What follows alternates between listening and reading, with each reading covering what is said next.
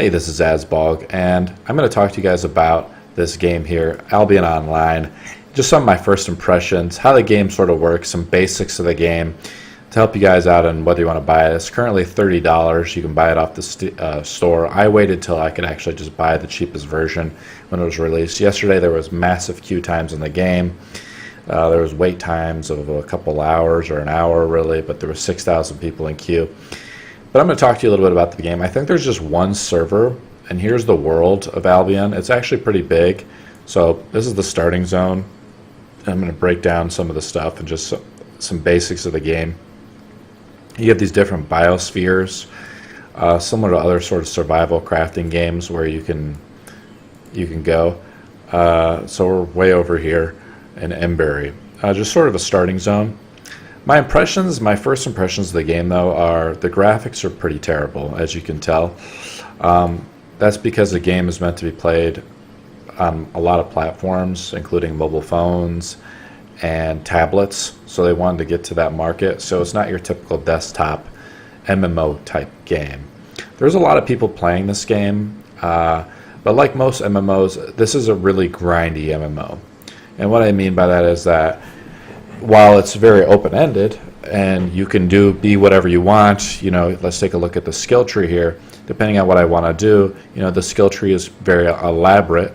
I'd say this skill tree looks a lot like Path of Exile. It kind of reminds me a little bit of that.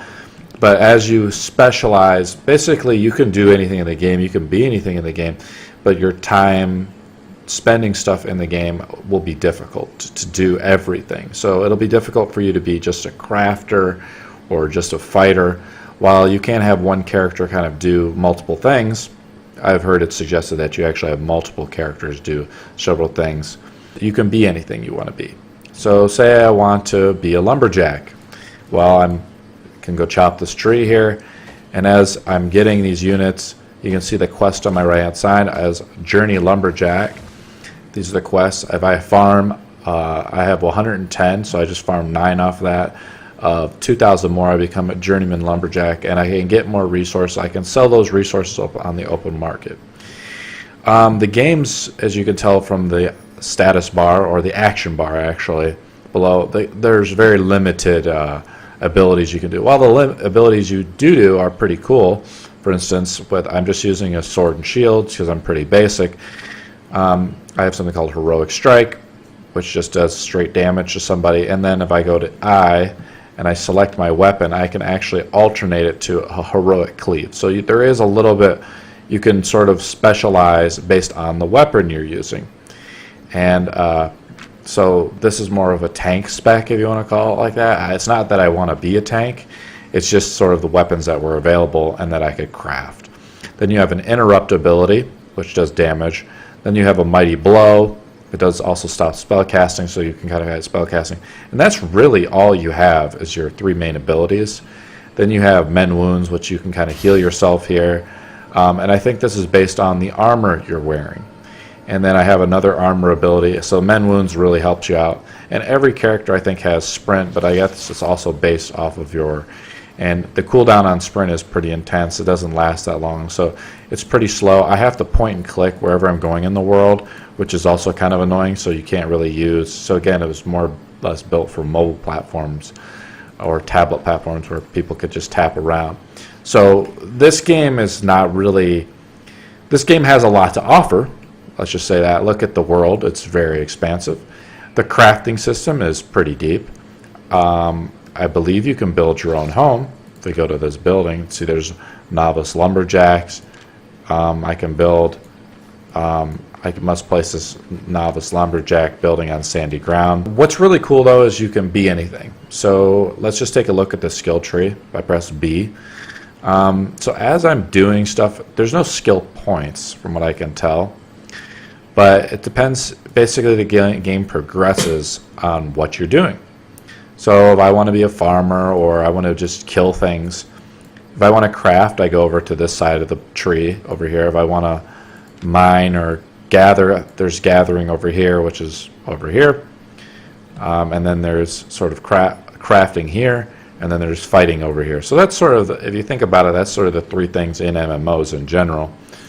But as I'm thinking into World of Warcraft, where it's more of a theme park MMO, you're kind of just more or less a fighter, which is sort of cool. That's where I guess gathering is a thing in MMOs, and it's a way for people to make silver. You can make a lot of money in MMOs gathering, because it's, let's face it, it's kind of like a job. So I gain, and I think what happens is as I do this, for instance, I killed 1,000 creatures, okay, or 1,000 anything. It could be squirrels, it could be rock elementals, and so this thing was unlocked. Now I am using if I'm wearing armor, a T2 armor, soldier's armor chest, I can then unlock these soldiers' helmets and boots and so forth, and so I can wear higher level gear, and then it branches off again. So say if I kill people wearing T2, and I'll explain the tier system in a second. If I kill T2 creatures, I can get better stuff. But if I kill tier 3 creatures, you can see the game, there's a lot more armor. So there's what's really cool about this game is there's no 2 of any class. That's one really cool thing, is you can figure out really cool specs. However, it takes a lot to do it. It takes a lot to get to that point. And it looks like there's different level rewards. Let's take a look at the level 60 rewards. There's a Grandmaster Soldier's armor. Let's just take a look here. There's a Knight's armor. And each of them have, very basic abilities. You have a taunt, and you have a wind wall, which is cool. Let's take a look here at some of the cooler Elder Royal armor at the last one. Again, you have a taunt and energy drain, so you can drain people's energy.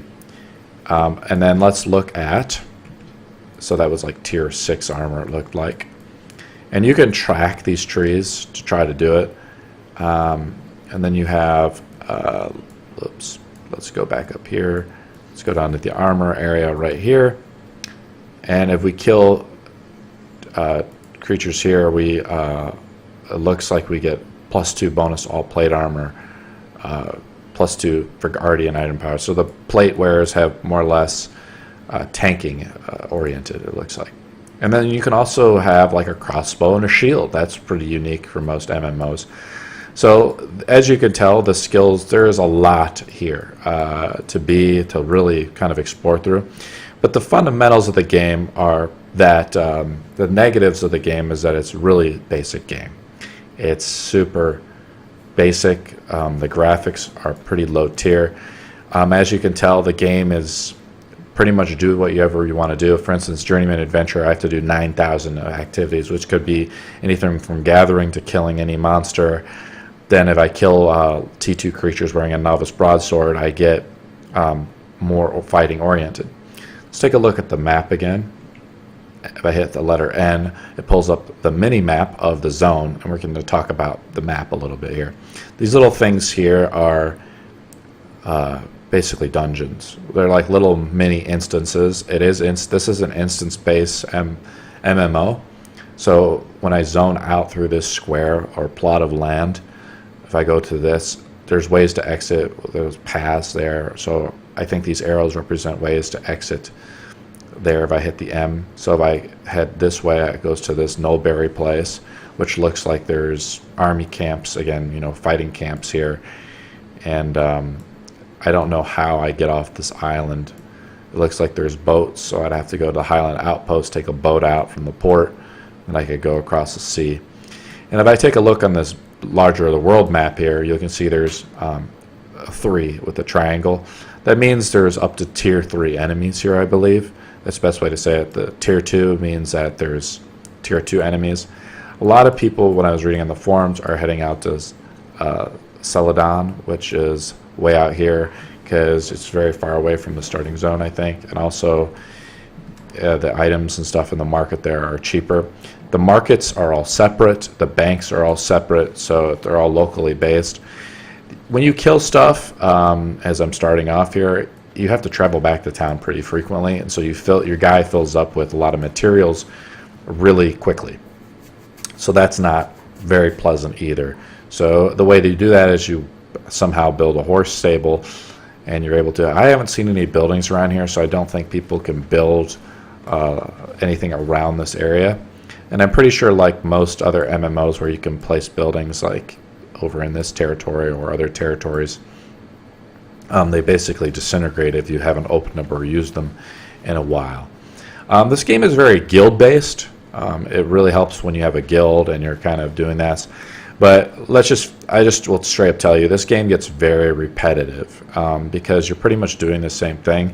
So for people who are into super grinding, there are quests, but they're really basic.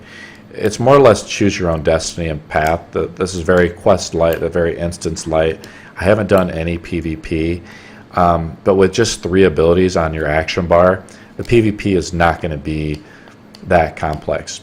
My final verdict is, I think this game has potential, but the problem is that there's just a lot of other MMOs out there that are better than this game. So if you're going to spend your time on other MMOs, even grindy MMOs like VDO and other MMOs, there's just better games. I'm not saying this game doesn't have fun, but just to put it in perspective, yesterday to today, I logged in today and there was no wait time. So I don't know if they improved the servers or just a lot of people figured out that this was super grindy. For instance, I just finished killing the 1,000 creatures, and now I have to kill 7,500 creatures to go to the next level. I think this game could take you 1 to 2 weeks to really, if you played it, 40 hours. There's probably about 80 hours worth of gameplay in here based on what you have to kill before you kind of would max out one of your classes or paths in the game. Like I said, I feel like there's just other MMOs out there that are better. I've been playing a little bit of Final Fantasy, the new Final Fantasy MMO. They just released the expansion Stormblood, and that game's graphics are really good. And the game is pretty fun, and there is grindy elements to that MMO. But that's just my final verdict on this game. I wanted to introduce this game to you guys. If you haven't checked it out, I'm sure you've heard some things about it. It's just a little, in my opinion, I love a lot of some of the stuff that's in this game, but like most MMOs, like ESO we've seen, they're pushing less and less action bars or less and less complexity. We need about 10 abilities or something like that, different abilities, to really make the level of complexity in the game cool enough to make it so there's a deep level of character. The cooldowns on your abilities are a little intense. There's a global cooldown, plus there is just you only have 3 abilities. Plus, so a lot of your abilities are on cooldowns. I don't know if you can swap weapons mid-fight or anything like that. So that's just my opinion about the game. And I hope you guys enjoyed the video, and I will see you guys in the next chapter.